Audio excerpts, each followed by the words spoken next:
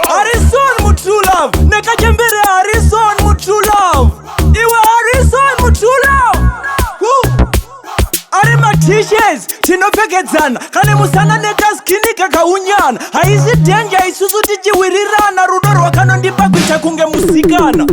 ndiri kudanana nekachembere inga munoziziya kamoto kamberevere kane mavende apo ngakandinyamwerere kanondinamata sajesu vari mutembere boys ndiri kudanana nekachembere inga munoziziya kamoto kamberevere kane mavende apo ngakandinyamwerere kanondinamata sajesu vari mutembere rudo rwemashuwa rudo rwemandiriri kakandikisa kanondizadza masiriri tonogeza isu zvedu ndiri vaviri kane mari apo kanondidira mbiri kane true love akadi mumwe munhu kanondidzikamisa inini ndiite hunhu akadi chifinu mazuvano ndiri mumwe munhu ane hunhu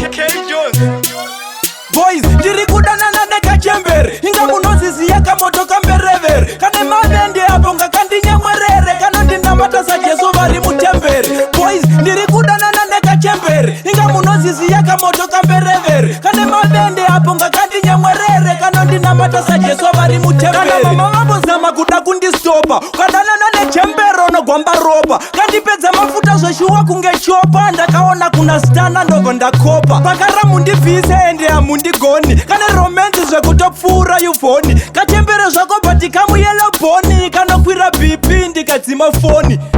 boys ndiri kudanana nekachembere inga munoziziya kamoto kamberevere kane mavende apo ngakandinyamwerere kanondinamata sajesu vari mutembere boys ndiri kudanana nekachembere inga munoziziya kamoto kamberevere kane mavende apo ngakandinyamwerere kanondinamata sajesu vari mutembere rudo rwemashuwa rudo rwemandiriri kakandikisa kanondizadza masiriri tonogeza isu zvedu ndiri vaviri kane mari apo kanondidira mbiri kane true love akadi mumwe munhu kanondidzikamisa inini ndiite hunhu akadi chifinu mazuvano ndiri mumwe munhu ane hunhu